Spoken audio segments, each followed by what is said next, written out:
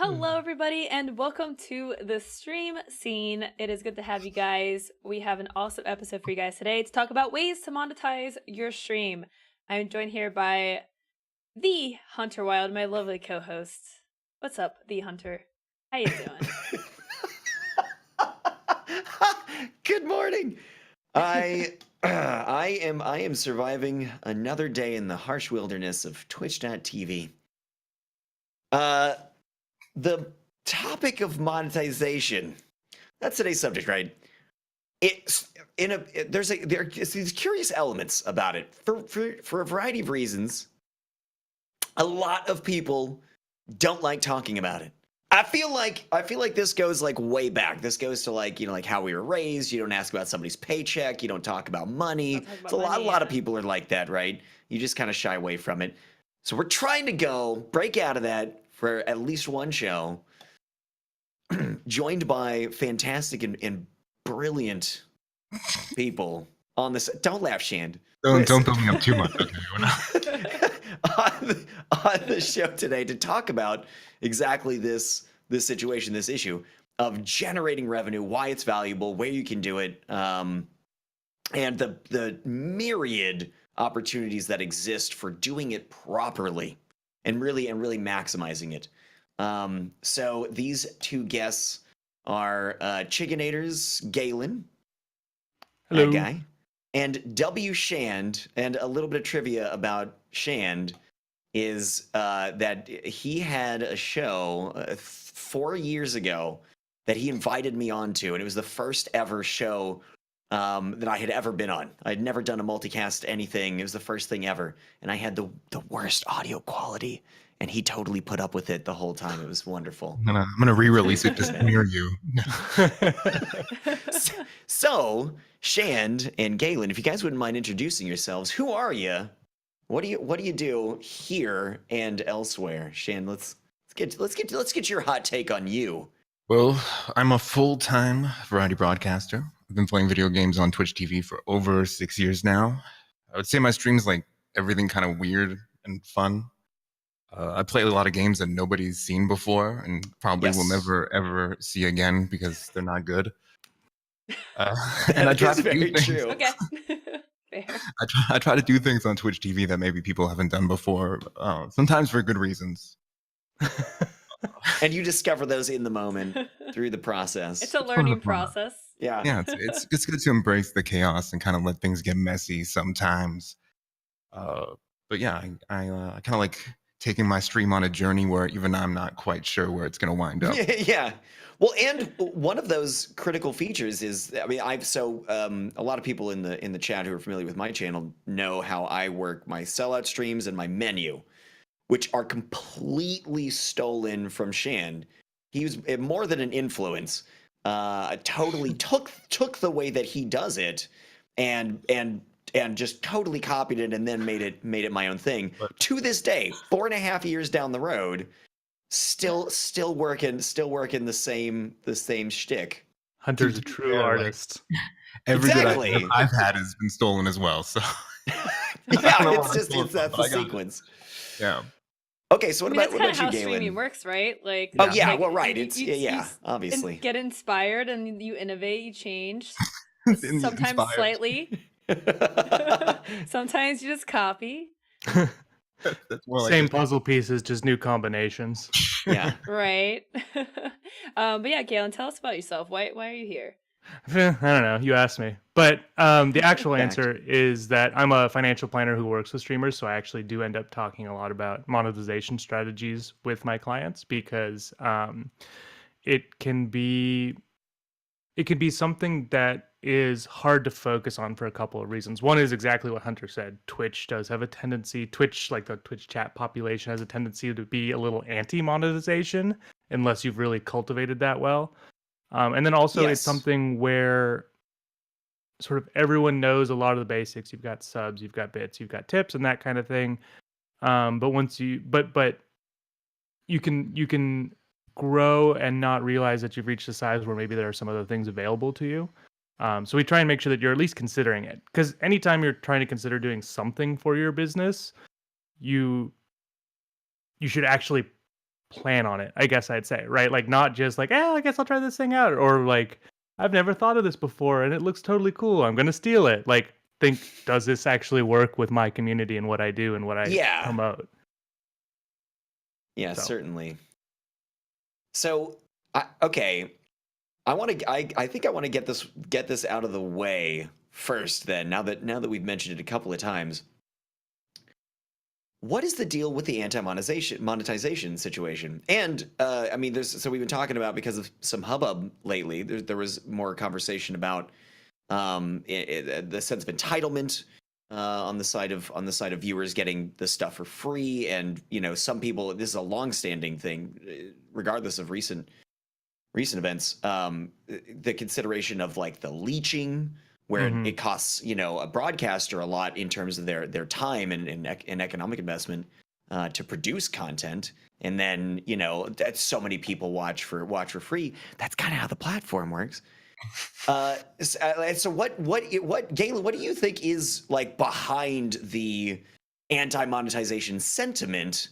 And that, probably to both of you, like what considerations do we have for like sharing a perspective and a view, ways that we can talk about it to sort of get across what it is that what's important to us in regard to the money, how it gets used, why it's valuable, so that other people see it that way. I was going to say my best guess on the anti-monetization is frankly looking at Twitch's roots, and a lot of the people who started out here were people who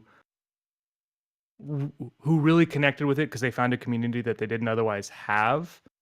And anytime you have a really tight community that you feel belonging in, when you often haven't times before, you get very sort of defensive or nervous about outsiders and other things coming in. And as Twitch grew and people became successful, more people came to the platform who might not have been like, who might not have found the platform if it were only like people streaming this one random game that this tight community liked. And so I think part of it is just the inherent, like, we don't want Twitch to change or become commercial because it's our haven. Sure. Yeah. I feel like Twitch has for a long time been like been a hip thing where the cool kids are, and it's like for a while Twitch didn't have like swag because they wanted it to be super rare, and it was kind of just this big like I remember that, yeah, cool kids club, right? I actually think it's almost the exact opposite of Twitch wasn't where the hip and cool kids were, but that's where they all banded together. And now it's becoming more like that, and people are feeling defensive about it. Is I think a piece sort of like all the ways of nerd culture, right? It's not a cult, Mike the Bard. Yeah, exactly. Of course. Well, I also think like you mentioned, it's definitely becoming way more commercialized. You're seeing streamers like on ads on your stream, and like there's big companies moving into the space and sponsoring streamers to do things. So it's the distance of Twitch not being as communicative, or people getting more upset about Twitch things, where it's just like you see this Amazon looming above us, right? Instead of like the like the indie platform, I guess, So I mean, I think that would be my take on it. Like, people were happy to see some level of success, but then they worry about it becoming not what they love because of success coming in and changing it, essentially. Well, I think also monetization is pushed on streamers a lot earlier. It's a bigger focus for the platform, for the average person, than it was like 4 or 5 or even 3 years ago, especially with the program. Like the focus has changed more to a numbers-based thing rather than kind of a hobby aspect. Not that that's completely true, but those ideas are kind of foisted upon people much earlier than they would be on Twitch TV a few years ago. And the funny thing being, of course, with also a big contingent of people asking for that, right? Asking for the earlier monetization options and things like that. So you've got kind of the people who are like, whoa, this is becoming way more commercial, I don't like that. And then the other side of people saying, this is a hobby that I do, but it'd also be cool to be able to earn a couple bucks from it earlier. But part of that is that sort of culture and conceptual shift is I don't have numbers to back this up, but a very strong sense that a much larger portion of the population of people who are starting to stream are intending to get to a career point, and starting out immediately with that in mind, and without necessarily the proper preparation to do it, are also instantly jumping into the I want to earn money now pool. I'm going to have as many affiliate links up as I can. I'm going to have the tip button up on day -3 before I've even started my stream up the first time. Stuff like this, right? Yeah, the metric and for success has changed. Like it's now like ninja and like making the big money with like $500,000 a month. Like that's what people are on the attracted conservative by. side. Yeah. Yeah. Yeah, you're right. I mean, and that's super Yeah. visible too, right? It's like 4 years ago, you would completely speculate as to how much money anybody made, and you were usually wrong in one direction or another. Very rarely on target. It was either they're making no money when they were making some, or they're making more money than God when they were, struggling to pay rent and buy like a burger. And now you have like as somebody who's actually declared in the media as a just writ large, that there's a lot of money to be made at the highest end, and that perception that sticks. You go, ooh, you little dollar signs pop up in your eyes. Mm-hmm. I do feel like the perception of viewers towards sponsored opportunities has changed a lot. Like, I think it was like first there was no sponsorships, and then it grew and grew, and people were like, "Oh, I don't like this," and now it's, I think, becoming such like a regular thing. Like tons of big streamers, even people my size, get plenty of sponsorship opportunities. I think it's becoming such a commonplace thing that people are more like, or less phased by it, I think. Yeah. And I think people also have a little more exposure to best practices for doing it well, where Yeah. you're not Yes. surprising your community with, not surprising them in a bad way, right? It can be cool to say, I've got this surprise coming that's going to be good for the stream. It's going to help this community, like help me stay solvent, which will help this community stay together kind of thing. But it's still like a surprise versus just like, all right, now all subs are required to also buy G Fuel, or else I'm banning you. It's like, no. That's a good idea. Yeah, all right. Like you said, all ideas stolen, right? There's also just been like always a heavy sense of tribalism in like online gaming culture. Who is the real gamer? Who's not the real gamer? Who are the real streamers that are doing it for passion? Who are the sellouts? The tribalism, And, the gatekeeping. Yeah. It's always going to That's go one on. thing. It's kind of pointless. That's very true. Well, and you see more blatant money grabs too, like the whole Twitter fiasco today with the esports dress. Have you guys seen that? No.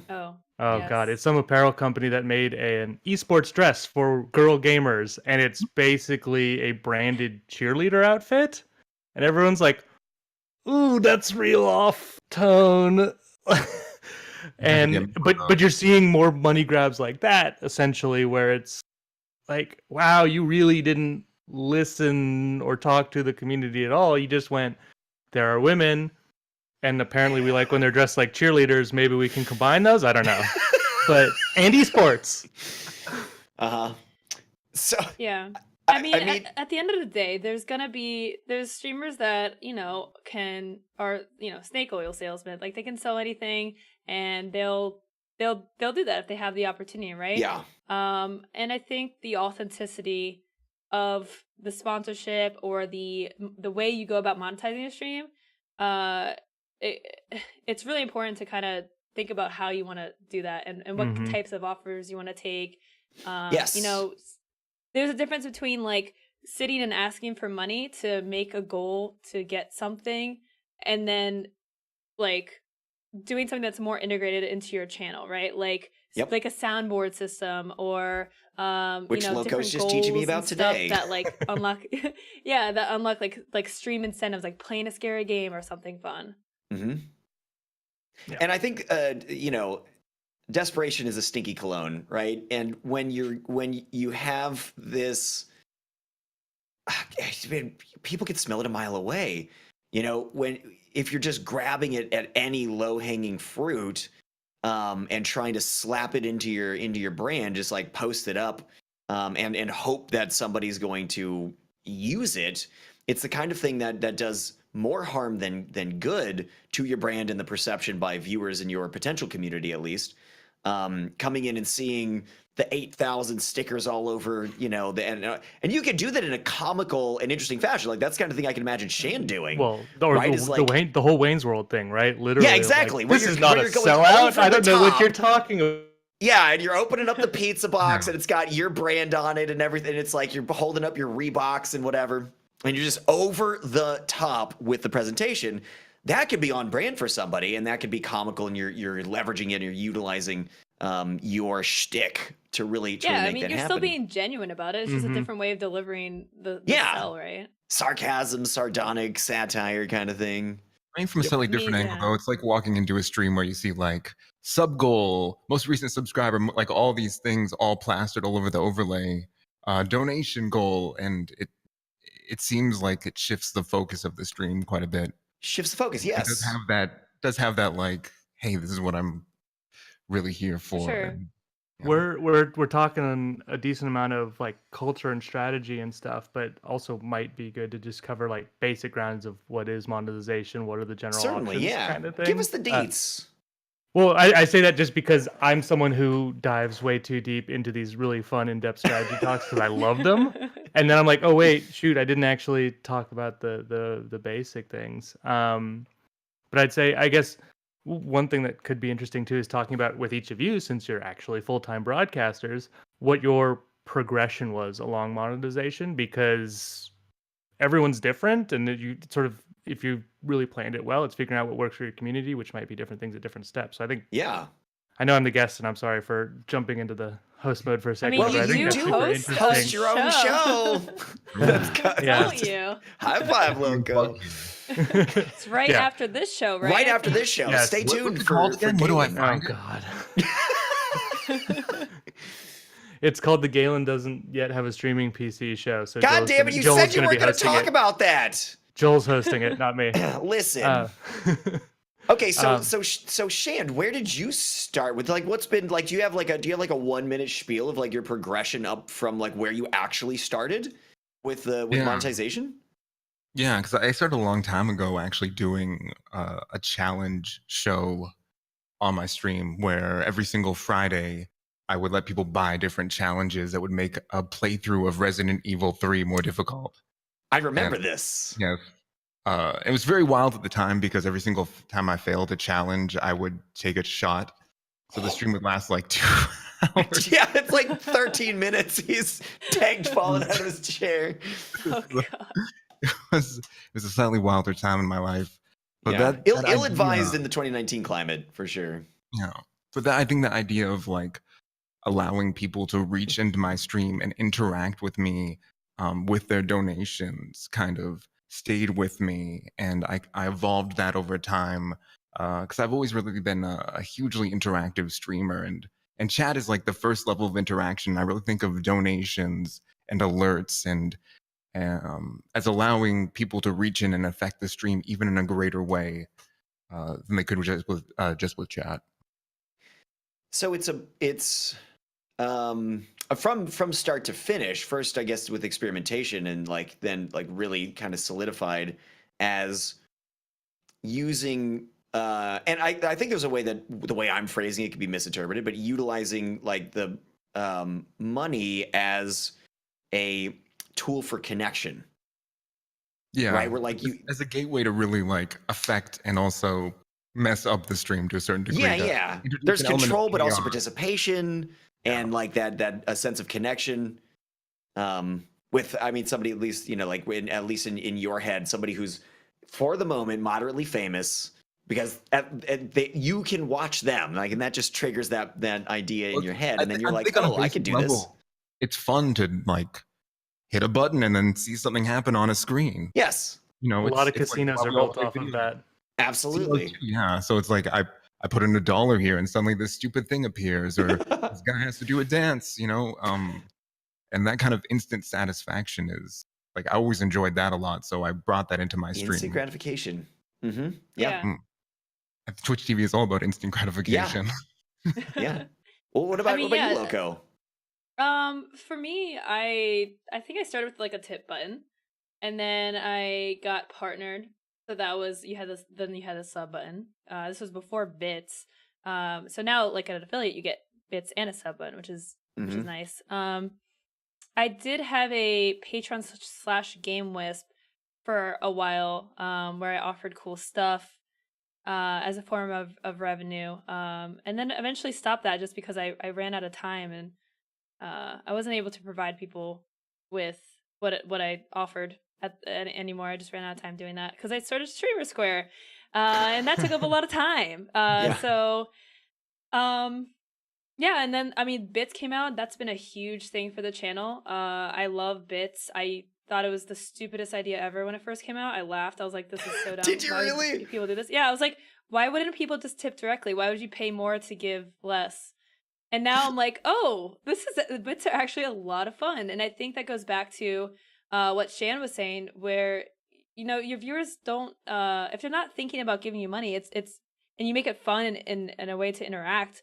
They're more likely to support and not feel that pressure of like, oh, here's $3. No, they're just gonna drop 300 bits and be like, oh, I enjoyed that moment in your stream. Here you go, right? Mm-hmm. It's like that disconnect from it actually being money that I think makes it exciting, and I think it makes it more interesting for people to engage with, especially because it's also more immediate, right? You just literally type in chat. Presses. Yeah. Mm-hmm. Yep. You can just clickety clack, boom. Now it's happening, and everybody can see it in the chat. And then anything that sometimes it reduces clicks is actually a pretty big deal. I used to work. My previous career was in like medical software and like electronic documentation, and we were fanatical about reducing the number of clicks it took to do things, only because like all of our data showed that the fewer steps you made people take, the more likely they were to follow through on the things you wanted them to follow through on. So that's actually a huge one. Yeah. Is not having to go off platform. Yep. When I started my stream, I had no tip button, zero monetization things at all, and it was before you could have affiliateship. That wasn't a thing for a couple years. So my initial intention was I am going to 100% clearly indicate and showcase that my interest is in generating content and developing the community and focusing on everything that has nothing directly to do with money today. And there will be no confusion about it because you won't even have an option. And I had people, because I grew very quickly. So I had people going like, hey, I want to do a thing for you. And I'm like, you didn't say the magic word, which is me waiting 3 months or whatever. Solid reference. And then, you like the Jurassic Park? Yeah. And then I, eventually got the tip button in there, and revenue went insane. It was great, and people were tipping for fun, for the enjoyment, for the satisfaction, and for that like sense of community.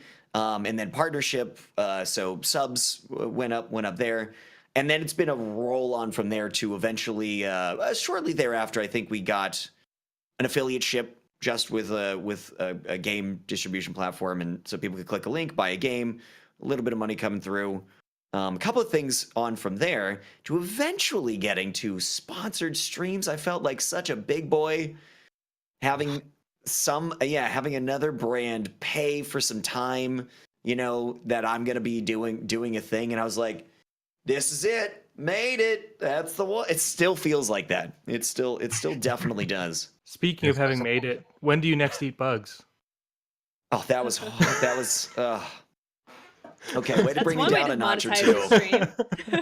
Sweet heavens! I've eaten bugs before, and I wish they were fresh. Like that was my big thing. If you order them online, I hope you mean like dried and not. They come really dry and crunchy and old and gross. Yeah, I don't know. That's just a random thought. Crunchy and old and gross. I mean, sums up my experience too. If you move away from Twitch for a bit, there is this whole area called IRL that I think has a lot of fresh bugs in it. I think there's a market there though, like a website selling fresh bugs to streamers. I mean, and now that you can IRL stream, you can combo these things up. That's true. Just walking around, you have a menu up. It's like eat something that you can see right now. That would be abysmal. Okay, so how do you? So moving on to the second part of the question, was how do you think that you can converse about it? And obviously, we're going to be getting into the nitty gritty of the details that we want to of the options that we have, the varieties. of monetization opportunities. But in terms of the discourse, talking about it to your community, like on stream or presenting it in a certain fashion, like what do you think some key elements are of talking about why it matters that you're able to generate some revenue? I think just openness. I mean, like everybody likes money. I don't think it's that complicated. I think. Well, no, there's that's this whole already a element- little too open, Shand. Guys, Hey, I want money. I got some. I want more. Give me more. Things like, hey, I'm able to produce this content on a full-time basis. Mhm. And by donating to the stream, by subbing, you're supporting me continuing to do that. And without it, it wouldn't be possible. I wouldn't be able to dedicate this much time and effort and energy into what I'm doing. And the content would be vastly different. Yeah, For sure. and I mean, and- there's quality arguments too, right? Like straight up, maybe just can't afford certain pieces of equipment that might make the stream a lot better, or I mean, time I think is the biggest one though, for sure. Well, also the challenges in your own energy and attitude too, right? Like a lot of my friends who work part-time or full-time and then stream as well, Mhm. they have to take more random days off because they're like, dude, I'm just whooped from work and I cannot put on a good stream today, right? Because your energy has to be committed to the thing that allows you to pay your bills. That's a definite priority over and above a secondary Mhm. passion. Even if you're really passionate about it, that doesn't mean you're going to be good at it because you have no energy because you getting your ass kicked at work, right? That kind of a thing. So that shift in quality is also an important factor, I think. The quality of the presentation that you can give. Yeah, Yeah, and for that's sure. you and equipment. Yeah, right. Yeah. I always feel like awkward talking about money or like needing money or wanting Yeah. upgrades on stream, like because like I don't know, it's like a weird thing. It's like I don't want people to feel like I'm asking for money at the time. Like, my stream, I spend the first hour every day just talking, right? And sometimes like yeah, I'll make like a comment like that, but it's because I am trying to share my life, right? With my community and we're Yeah. talking about things. It's not because I'm like, And you're oh, nonstop hey, talking for 40 hours a week, right? Mhm. yeah. It's like so some of it's these like, subjects are going to come up. yeah, and I just don't want people to feel like, oh, I'm hinting at something. I want money. It's just like, oh, like this is my life. I have problems like you guys. I get money problems too, right? Like I want money for things. But they're also like a big source of that revenue. Right. Well, I and would I think feel there's a really careful difference. Oh, sorry. Sorry, yeah, I always feel really careful about that now because I'll be like, oh, I really wish I had money for this random thing that doesn't really matter. And then suddenly someone donates $100 or something. Like, oh, no. I don't not need Yeah, an and you're just like, automaton that no. trying to bad. do. Ugh. I don't have the problem of people randomly giving me money. It's a good problem. It's a good problem. But there is a big difference, I think, too, between what Shan just said of being careful that you're not even accidentally begging, essentially, right? Because Right. even if that's not what you're intending at all, that's how people could take it. Mhm. There's a big difference, I think, between that too and like community goals, where if your community has come up with something, even if it's a meme, if you then decide to put a dollar value to it, that like Nego Oryx did her dirt bath that had been a meme in her community where she put a stupid figure on it, and then they hit it, and she's like, "Well, I guess I'm doing this." Right. And but it's, I think there's a difference too between those things of like when you're running a business and you're monetized like you guys are, there's a difference between doing the basic things that upgrade the quality of your stream and your business versus the sort of outlier events that might make more sense to have pre-funded, either because they're a big break from your current content. So for instance, This is huge for me. What yeah, you're saying if you right guys were to now. do IRL, for instance, which right now is not a focus of either of yours that I've seen. And for me, it's art stuff, right? Because I'm trying to get Right, back into right, painting. exactly. That's a huge dramatic break. So like getting that kind of stuff, at least at some level, pre-funded can make a lot of sense for the business versus Absolutely. the normal day-to-day, just making the stream operate better, whatever that means. Not to say that you shouldn't do new things only if they're pre-funded, but that if it's something that the community is calling for and part of your hesitation in not doing it is worrying about the fact that you will pull less viewers, for instance, Yeah. then it might make sense to say, hey, can we do like 50-50 or whatever the hell it is, but like I am willing to consider this, but I also need to make sure that I am still whole, at least at some level. I think that makes a lot of sense to be open and talk about, like Wshand was saying, of like, hey, this is something that here's why I'm doing it this way, which might be a departure from normal. Because your community cares. So what are our options here? What are we looking at for what exists and at what level? At what tier do some of these make more sense, sort of, you know? What options exist for generating revenue? How many of those should you be working with at a time, and at what time? We're talking about, like, what do we talk? We say if you've got affiliateship, you're talking everything. I think you don't get ad revenue, but that's nobody really cares about ad revenue. That's like so out there. It's like the 3 cents I get a month. You've got subs and cheering as key focuses within the platform, right? And then those can work in different ways because of some of the extensions that we have. So extensions is sort of like a 2.5, like it's like a halfway in there. Native to the platform, but gated at least at some level. Yeah, they're tied in. Yeah.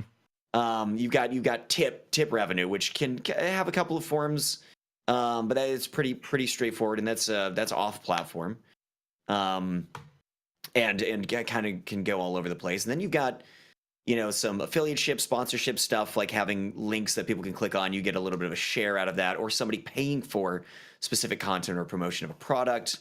Are there a couple of others hiding out there? I think there was one. What's that?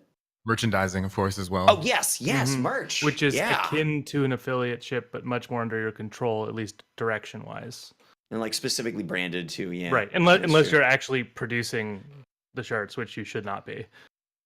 Amazon wish lists and merch. Yes, that is also the Amazon Blacksmith. That's another extension I think that we have access to as well.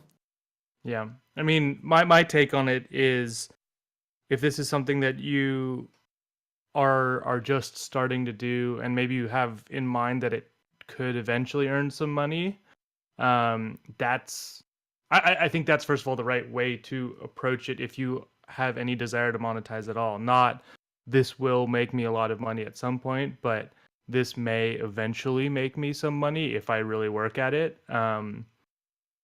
Because it's entertainment, and entertainment, you're in no way guaranteed that even if you are entertaining, that eyes will find you. It helps having a platform like this, but you're just not guaranteed. There could be barriers like language or initial equipment quality, where we've talked about this with my issue with audio. If your audio is crap, people won't watch, even if the content's great. And I'm not saying mine is, but just, you know, it's more fixed right now. Now. It's better now.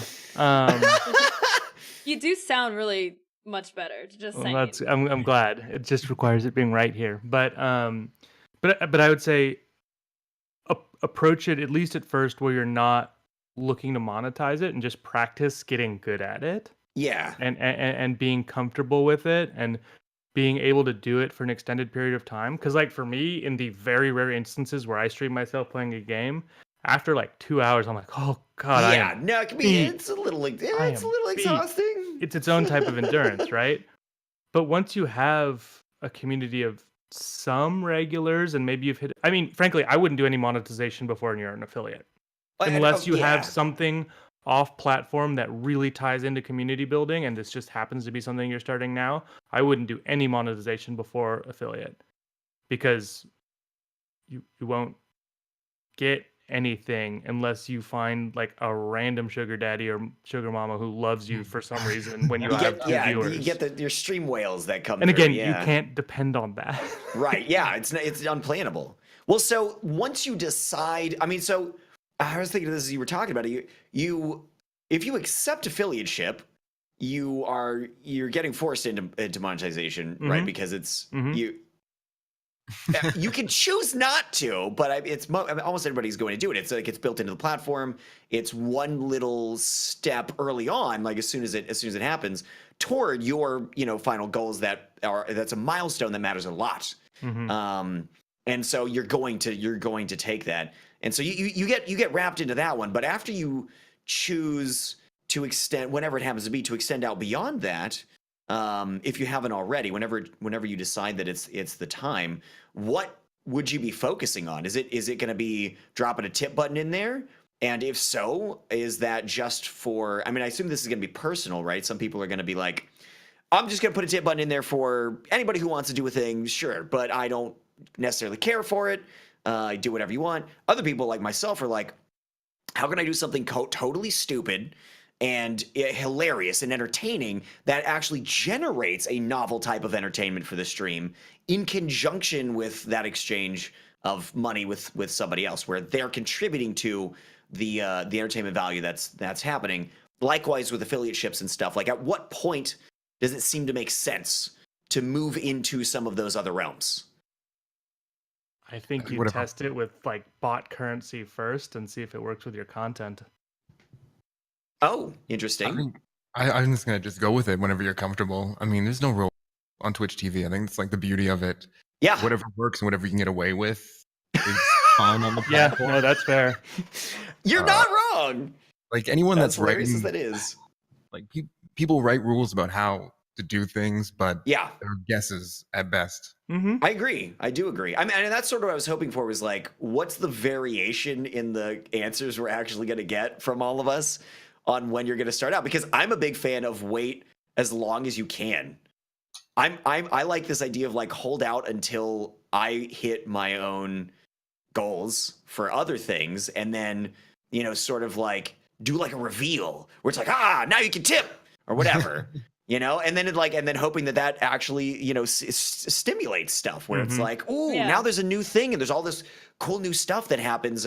What's that? I want to. Yes, I've been wanting something like this for a while, and that novelty becomes, you know, really interesting by itself too. I think affiliateship, it works in a similar way, where you can like announce that all of a sudden we now are affiliated with this company and here's new content.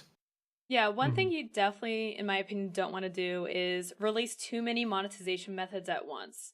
You don't want to release a merch store and then have an affiliate link with Elgato and then also have a sub goal all at the same time, because that's a lot of pressure and confusion for your community. So like, you know, focus on one at a time. You know, if you have a merch store, do that. Like, focus on that, make it a big thing, make it a big event. Get people excited. Otherwise, like, it's just gonna throw people all over the place. And fine tune it too. I think, like, looking at Wshand's stuff, like, he has shaped and reshaped and like reinvented the way that he does his menu stuff to the point that it's just like it. Wshand, how long does it take you to like cook up a new one when you're doing like, because sometimes you'll just do like one show one night that has its own unique menu that's like nothing else is. Well, actually, I've started spreading it out now. Like, every single show has a different item that day, like a different challenge or a different thing that people can donate, whether it's like drinking hot sauce and doing karaoke or I'm writing both of those down together. Scammers, or even just, I had one the other day where people could donate and I'd have to play 5 minutes of the anime visual novel at like any point in my stream. Super disruptive and terrible. Yeah. But I mean, you have to consider that, right? If you're someone who is building up your audience and don't have a larger, well-established community, those kinds of things can hurt you more than they can help, right? Does that like, if you're getting new people coming in all the time. Mm-hmm.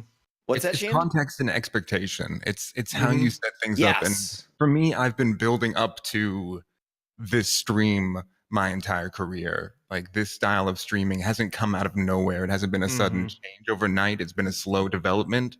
And it's like Loco was saying, it's about focus. It depends on the size of your audience and yeah, like I said, what they expect out of you. To suddenly come out with a billion things can be really off-putting for people and drive them away from your channel.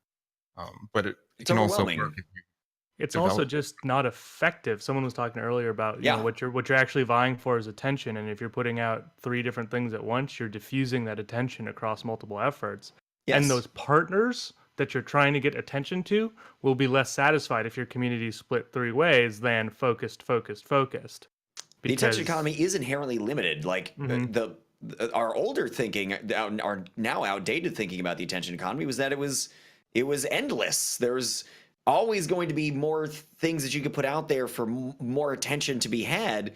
But now we've clearly hit a point. I've been reading a couple of articles lately about the attention economy is dead because there's and millennials killed it. Saturation.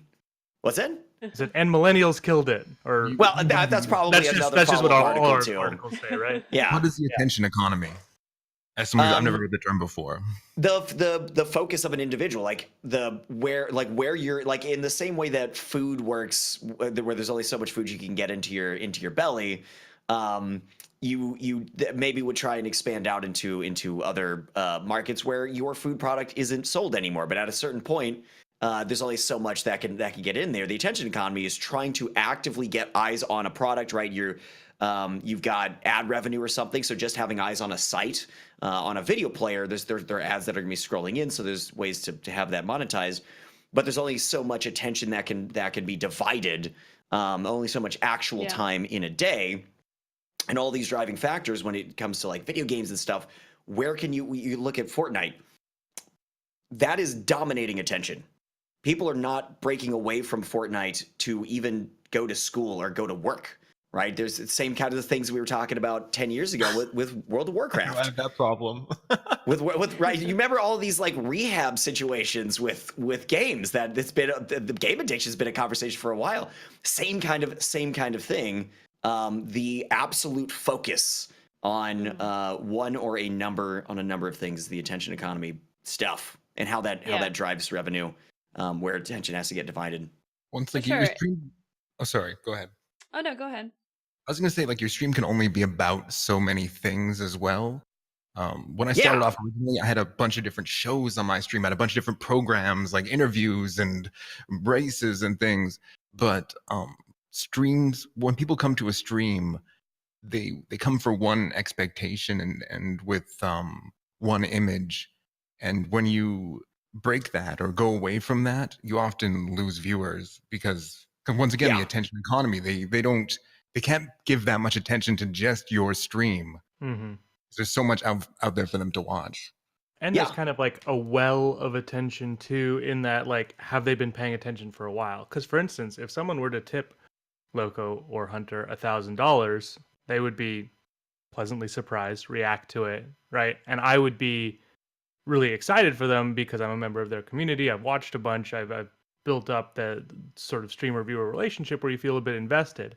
If I were watching a streamer for the first time and I watched 5 minutes of them going, "Oh my God, $1,000," I would never be coming back to that stream again because their content hasn't engaged me. Yeah. And that's a very challenging balance, is that one right there. For sure. And that is, I think, vital to this conversation, is between gratitude and actual content creation, which is one of the things that I enjoy about, again, to focus on Wshand, about, and why I adopted his approach to incentivizing it, is that there are things that you can trigger. You want that because you like engaging with stuff. That's why you're watching a live stream as opposed to YouTube content. But in addition to that, actually totally just lost my train of thought. What was it talking about? Right in the middle. Reacting to the balance of tips, yes. That it's as much as Wshand or I might have the gratitude, we're actually utilizing this opportunity to create content that itself is engaging within our brand and our intent to entertain. So people are seeing it and going like, "Oh, this is really cool," instead of, "Oh my God, he's continuing to talk about this, the gratitude element for 10 minutes. Like, that's not why I'm watching streams. I'm watching for entertainment purposes." Yep. I think whenever you introduce unique content, though, like like hot sauce karaoke or something, there's always the risk of alienating new viewers or alienating people. There's always a trade-off between unique content on Twitch TV and losing viewers, I think. Yes. Well, and I like too, for instance, that like if you're doing a day of fundraising for St. Jude or a day of like Hunter Your Sellout stream kind of stuff, I like having that be a day and a day that's labeled with that so people know what to Dedicated. expect a bit better. Because then I think even if it's someone who's a new viewer where that might not be the type of content for them, they at least have some sense of this isn't the normal content for it. This Yeah. is Loco doing Bean Boozled because of St. Jude, right? Yeah, but there's also on the other hand, you have those instances that it just happens randomly, where out of nowhere you have like a 12-hour sub train, or like you just have like this giant support, like 3 hours of just people tipping and giving bits and stuff. Sometimes that stuff just happens on its own. It's like, what are you gonna do? Be like, guys, stop. Okay, you're interrupting the game. I don't want your money. You're scaring away the new viewers. Just stop. Okay. Like, no, it's like, this is gonna pay You're my bills for scaring the the next strays. month. Okay, like this is like Yeah. super important, and you just at that point you just have to be like, this is happening. This is the day that my bills get paid. Every other day we'll go and play games, and it's normal. If people leave because of that, Yeah. I mean, what are you gonna do? Like, This is the one day that still appeal to lets me everybody. have health insurance. Thank you. I'm Right, going to keep right. letting it happen. Yeah. Well, of course, right. You don't shut down something like that. But I mean, if you are planning on doing something specifically, having it labeled and maybe cordoned off is, at least in my experience as a viewer, Sure. is Yeah. one that I find much more positive. I've kind I of done think- the opposite and just fully embraced it over my Yeah, right, Well, exactly. but then that's branding, right? That Right. is, yeah, that's a whole different that is thing. the That's a content that I business come in strategy and at that expect point. on your stream. Mm-hmm. Right? Like I go in there and I'm going to see all this crazy stuff happening. I'm going to see you suffering within the game and sometimes in real life because of the incentivization that you built into it. That is the content, right? And so No, and then that's when where you set that value is. expectation, yeah, like Right. people are going to come into my stream and be like, "Oh, today he's being stupid. I'm never going to watch this stream again because every day I'm being stupid." Right. Okay, so what about Sabbathons? I've seen them work in a couple of different ways, but the standard is, and this is why I want to talk about it, is because a lot of people still talk about and try and utilize sub marathons pretty regularly. Where and the standard for this one is that you add time Mhm. based on subs, based on subscriptions, and usually there's other stuff rolled in where cheering and tipping, buying stuff from your humble store or merchandise or whatever will also add time. What do you guys think about this? Just open question. What do you think? They work. I've never done one before, but Oh. I mean, They work. I've never They're done one before. They definitely work. I mean, you see people Yeah. like smash records and max out emotes from just doing subathons every month. I've never been Every month? much of a subathon. Yeah, I definitely have seen streamers do like monthly subathons. Holy Mhm. smokes. yeah, I've never I- done one either. The people I've seen do it as their, like Loco was actually saying, this is my day that pays the bills. Right. Right. And they build that in as an I- expectation with their community.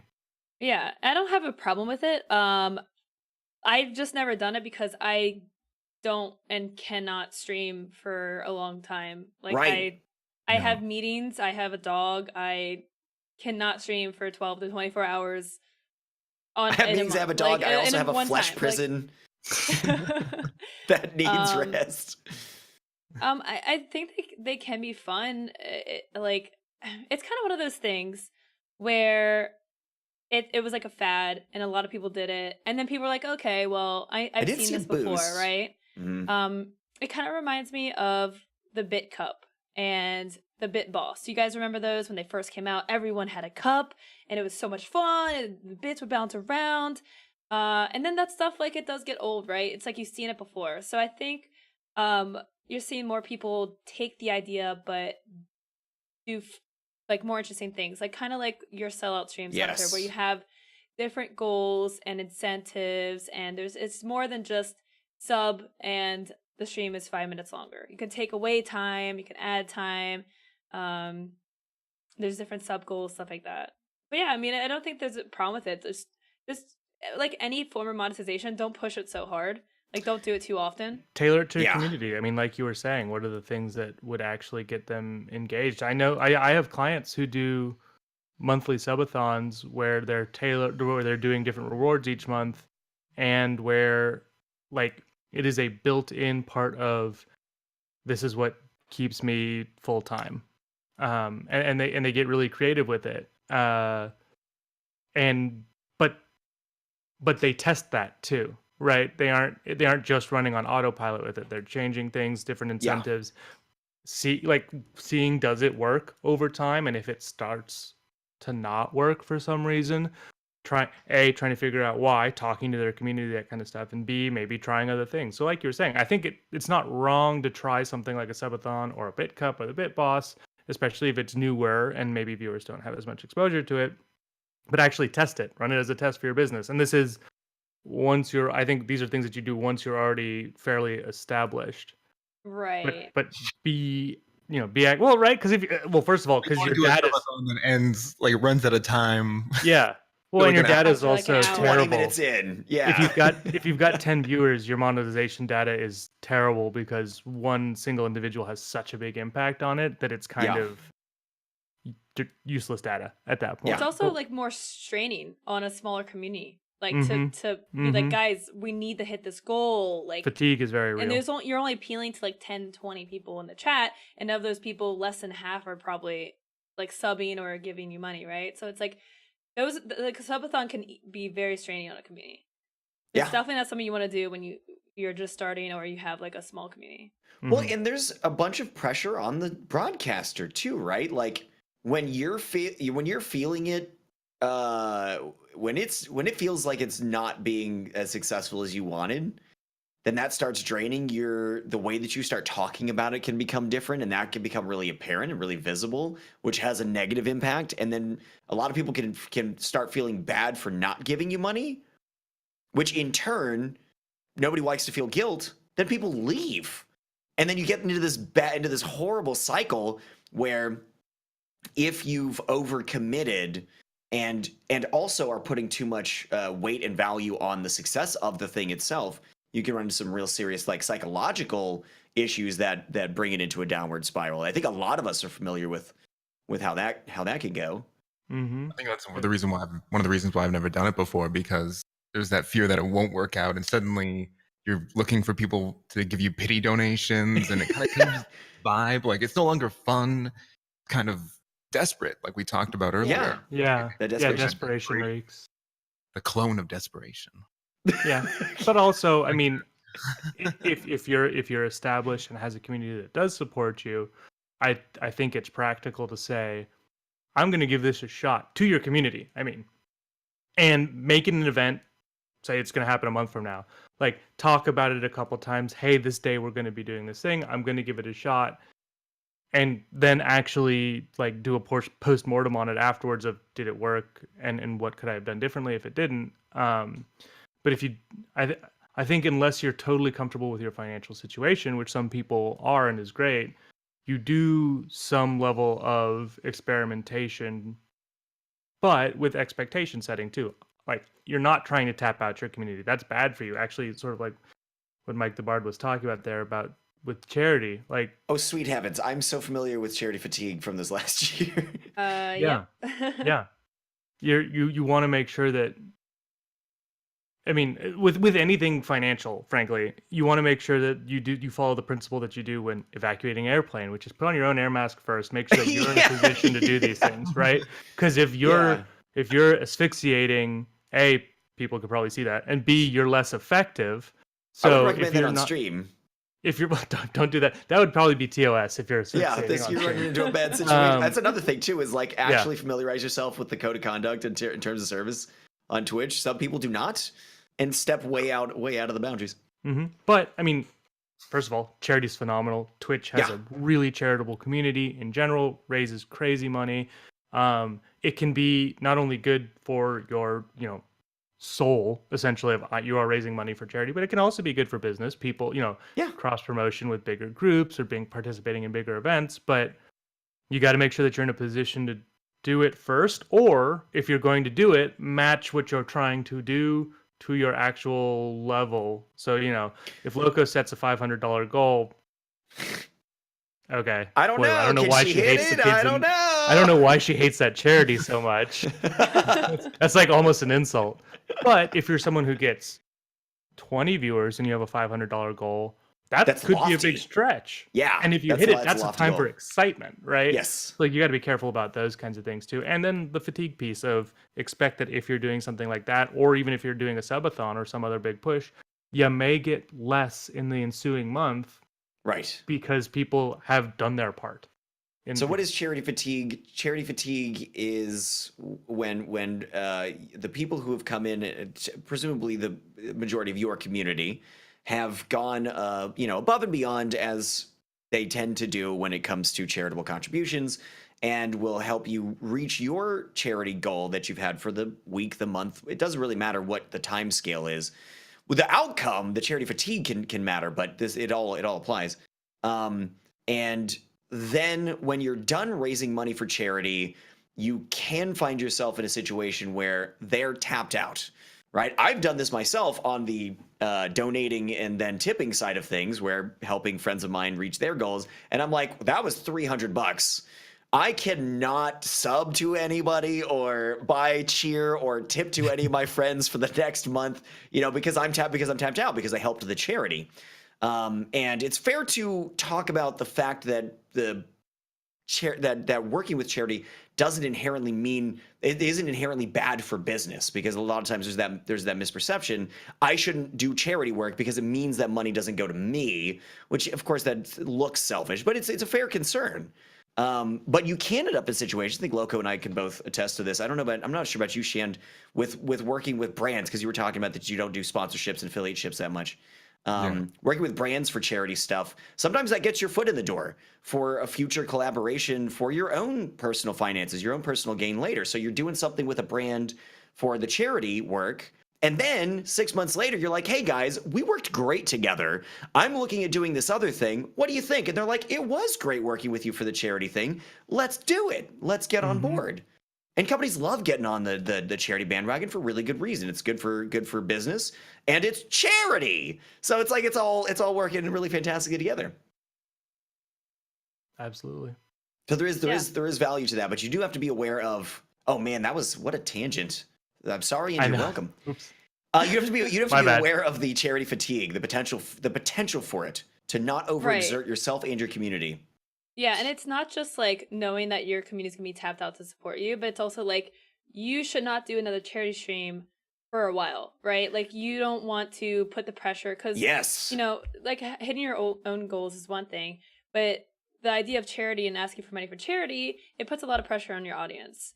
If you're constantly raising money for charity, people constantly, it's about that guilt that you guys mentioned earlier. Now they're feeling a guilt towards not being able to give money to a charity, and now they're feeling this once a month, or for an entire month straight. So that's definitely something to be aware of, and just kind of put some space in between those charity streams. And the charity wants you to do it in a sustainable way too. They'd much rather you raise $500 a year for 5 years than $1,000 in 1 year, where you then burn out and never do it again. Yeah, I'm on the other side of it. I've never done any charity streams before, other than like on other people's channels.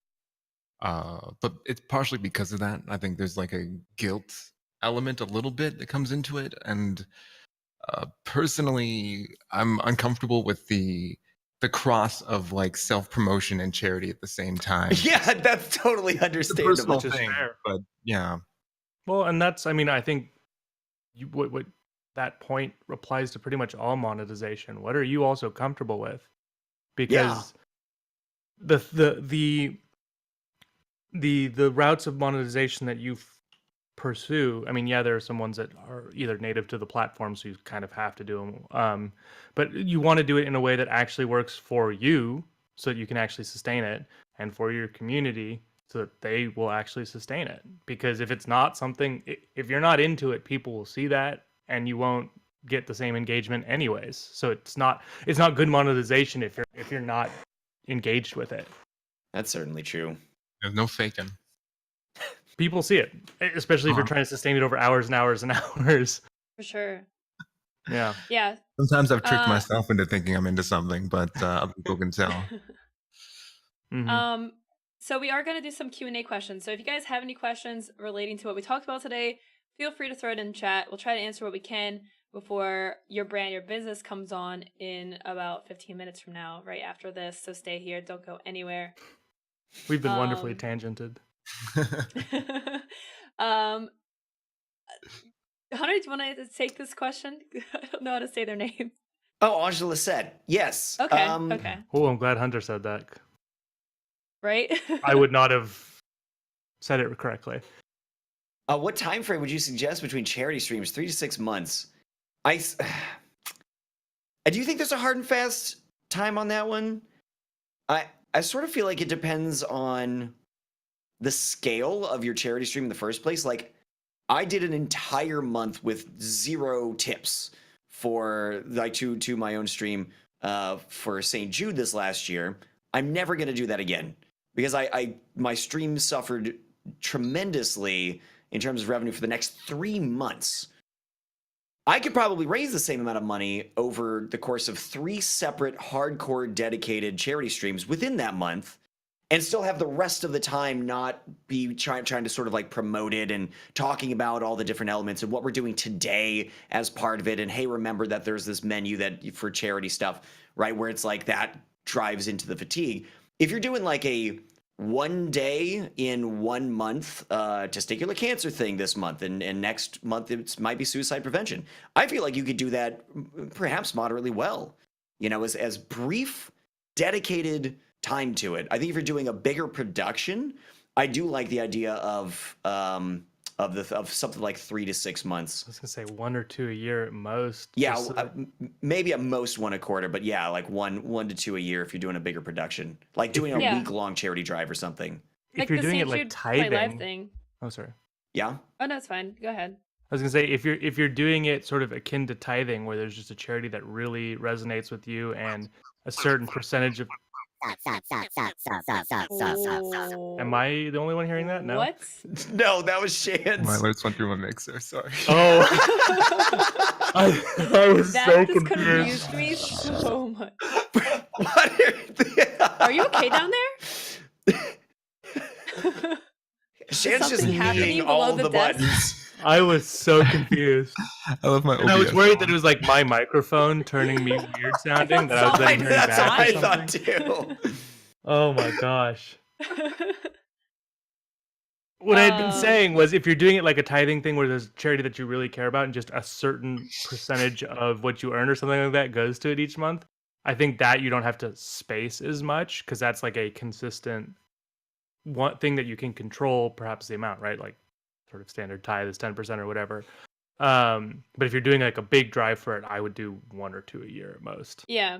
So what I was going to say is the St. Jude thing is like a big thing in my community. It's month long. We do a bunch of events. We've raised a ton of money, but then I cannot do charity stuff. Like pretty much for the rest of the year, I don't do anything big. I'll do like maybe like a 1 day or 1 week thing. So it just depends on how hard you go for a charity, like Hunter was saying. Absolutely. We have a question from Alochi who asked, what are some good monetization options for small streamers? We actually had a couple people ask this. So good monetization options for small streamers. I think just have special events. Just have like set up a little cool day where you stupid challenge where people can donate and something happens on the screen that's different than your normal day and build up to it. Don't make it a regular thing necessarily, but make it a special event that you let people know about and create an expectation for.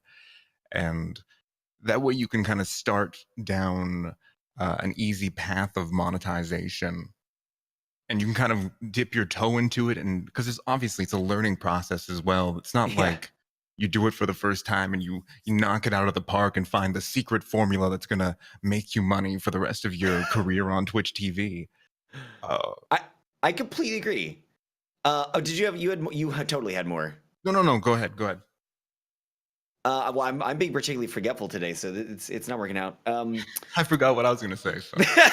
As soon as I interrupted, I do agree with that particular approach for being on the lower end of viewership or a smaller community, what have you. That there's an extraordinary value in creating an event of it as opposed to hoping for a strong trickle of revenue, right? Like at the higher end of things, it doesn't necessarily get any easier with the trickle of revenue thing, because you're oftentimes paying for a lot more. You're trying to do bigger production stuff. You're buying much more expensive equipment on a more regular basis, usually to not any real significant value and ends. Sometimes giveaways and hiring people out and whatever it happens to be. So more money goes out than is coming in from the trickles.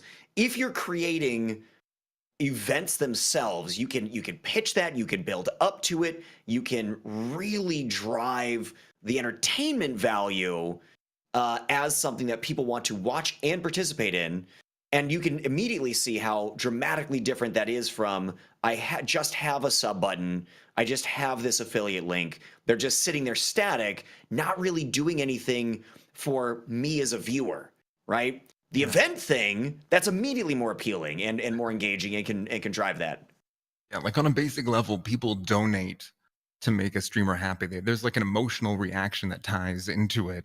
Yep. And if you can set a different emotional reaction, if they can make something cringy or awkward or painful happen, that's more exciting in some ways than the regular, like, I've donated and now this person's smiling or crying. Yeah.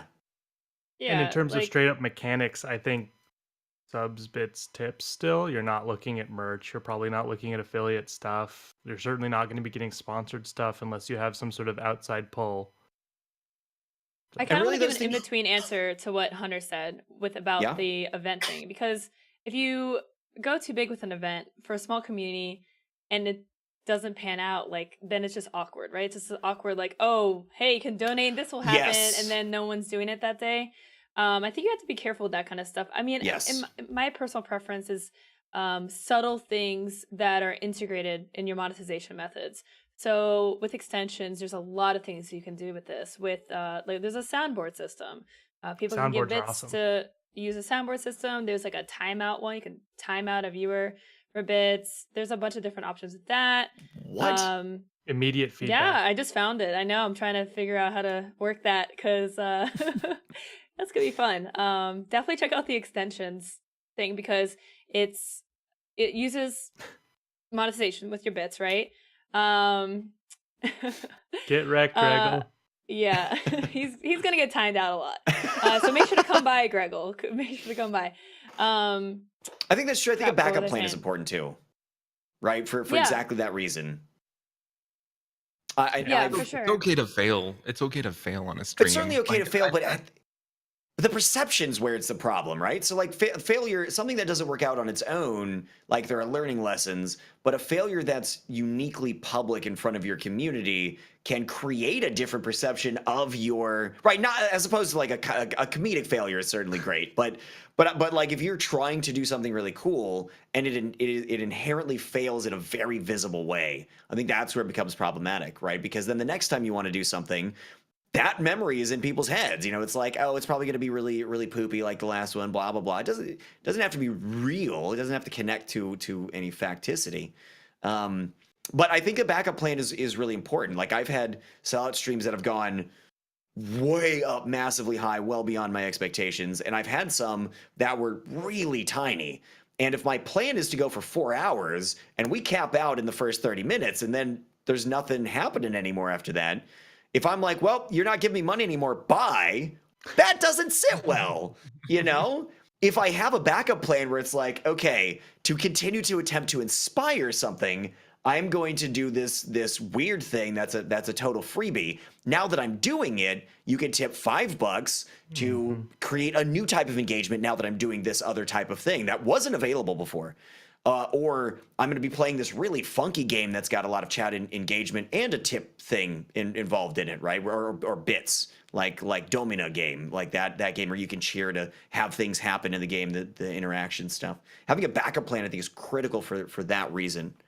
And things like pretzel and crowd control and stuff like that lets you crowd control. You might already be playing the game, so if it's not the game, they have a list of games on there that they support, but if that's a game that you're already playing, that's not bad. And certainly pretzel, where you can turn on bit-based song requests, but it's not required, that can be great too, because if you have someone who just wants to DJ and they're willing to pay for that, there's probably not harm in it. Like, unless they're just playing the same song over and over and over. But even like for McLaffy Taffy, Heroes Tonight has become this meme on his channel of like it just gets played on repeat, and you can watch him just like, this fucking song again. But that actually earns him a decent amount of money. Yeah. And so it's become this stream meme that is supported by bits. That kind of, and it's same with soundboards, right? That kind of stuff I think is really cool because it's really well integrated into direct feedback for contributing, for tipping. You get something material, which is cool. Like is a good incentive, and is not necessarily something that you then have to implement outside of stream hours when you already probably have limited time outside of stream hours. Speaking of outside of stream hours, Grid21 asks, is it possible to still make money even when you're not live? Essentially, make your money work for you on Twitch. I don't think you can make your money work for you necessarily Not unless in the you're way like that you're making talking an about extension that other like people passive can income. use. Yeah, stuff like that you could certainly do, but that's a sort of a separate endeavor. As If a you're streamer making proper, tools that support other streamers, then yeah. But otherwise, and that's gonna be it's. But I mean, I think possibly if you work social media right, but even then, that's still sort of additional off-platform engagement. Reruns, no, it's because it's not really. It's that's for momentum and growth, but not really for revenue generation by itself. Right. So like secondarily, yes, sort of, but not otherwise. yeah. I was gone this weekend, and I wanted to have a stream running, so I created a dancing loop of myself that ran for 24 hours, and people could donate bits, and in the background, like a cat would pop up and like sing a song. Like there's a dance beat going, and there was certain different donations that would come up that were in tune and in the melody of the song that would interweave, so people could donate or do chat commands to this 24-hour automated stream. Now what you need to do is figure out how to do that for other streamers. Make that a tool that's actually easy to like drag and drop in other streamers, and then you've got yourself an extension that builds you passive-ish income. There you go. I saw your VOD when preparing for the show today, and me and my mods were so confused. We're like, does this happen for 24 hours straight? Well, there is that dude who does the dance streams with like 12 cameras and wrist commands where I feel like I'm having a stroke whenever I see clips from his channel. Yeah. But I watch every once in a while because it's like, what? Who is that? What's his name? Once again, it's about like Sushi Dragon. There we go. Mike the Bard knows what I'm talking about. Yeah. Stroke, and it feels like I'm having a stroke. Sushi Dragon. There you go. What was that, Shand? It's about context and expectation. Like you build up to something, and you can do something really weird and unexpected and stupid and confusing and get away with it. Maybe I didn't get away with it. Who knows? I don't. But that's a great idea. All right, we got to start wrapping this up. Unfortunately, what a great show. Why do we have to wrap up though? Yeah, that's a good question. What's going on right after this? Yeah. There's something going on, I think. What's happening? Is there a show after this? Gail? My tongue. I'm not quite sure. Yeah. Yeah. Yes, I directly after this, hopefully with a chance to refill my water and a bathroom break in the middle. We're doing a show called Your Brand, Your Business, where we're going to be where we always talk about the business side of streaming. It's going to be Joel Liu, who's an attorney, hosting it, and then myself. And today we're going to be talking about outsourcing for your stream. So we're going to start. We've talked about this before, but we're going to start with some general what you might consider outsourcing, when you consider outsourcing, but then this is going to be good. But yeah, and then actually talk about Joel and I are both hiring part-time positions right now, and we're going to talk through our actual examples of why we decided to do it and what kinds of things we consider and what kinds of things we've found the most valuable about it. That is fantastic. So that's going to be right after the show, guys. So don't go anywhere. We're going to do some shout outs, and then we're going to bring you the next show right after this. Shan, starting with you, tell us where we can find you and what you're up to. Are you doing more dancing streams? When can we see your dance streams? Well, I do have an alert people can donate to every single stream that automatically triggers me dancing. There you go. If you want to donate and support my stream, you can come check me out. Wshand. It's 333 bits. Just drop that in. I will dance for you. I was trying to make it sound Chat seductive, itself is but- the coin slot. Yeah, exactly. And that's over at, for clarity's sake, twitch.tv/Wshand. Yeah, You can see it up on the it's screen like there. below. Yeah, it's right there. Somewhere down there. There you go. I think I'm pointing at it. Galen? And I'm Galen Herbstick Cortina. I'm a financial planner who works with streamers and other people, but I focus on streamers. And yeah, my Twitch handle is Chigginators, and a lot of people did not know that was me because my name is also super long. On Twitter, I'm at Galen HDEC. I think my favorite monetization incentive that I've seen besides Hunter eating bugs is the 8-bit drummer does a drumming stream, and at certain tip amounts, it plays a preset clip that he then drums along to. So like one is brain power, which is pretty intense, right? If you're in the chorus part to drum along to. And I love seeing that kind of stuff because it like causes him to have to go off track, come right back to track, but is utilizing his unique skills and entertainment to do it. So, and then yes, show right after this. We talked about it. We're good. Yes. I'm clearly a performer. I am the Hunter Wild. I am the talent performer. What other words would you use, Galen? Not an accountant. Not good with single digit addition, subtraction. You're the on-camera talent. On camera talent. You can find me at twitch.tv/thehunterwild and on Twitter at the Hunter Wild TV. With a fair amount of commentary, everything from a Good Morning Hot Stuff, which I did today, to critique and commentary on the gaming industry, gaming news, games themselves, to cat photos. Pretty full spectrum. I also do quite a few really silly, stupid, and agonizing things for money on occasion, usually with some kind of self-commentary about how this is my chosen career. Great joys are to be had. I'm currently playing Dawn of Man, and we'll be starting up Devil May Cry 5 this Friday for a big marathon. Yes. And then on Tuesday, Division 2, doing 6 days in a row of 12-hour streams. That's going to be big and beefy. That is also my inside face, Shand. What about you, Loco? What you got going on? You can find me at twitch.tv/LOWCO, twitter.com/Loco2525. I just finished Far Cry New Dawn, and I am going to be probably doing a mix of Tetris, Apex, and Dawn of Man because I saw Hunter play it last night. It looks really good. It looks really good. Also, I've been playing Tetris 99 too. It's fun. Yes, I know. I love Tetris. I'm addicted to it. So I play pretty much everything. Sometimes all in the same week. So yeah.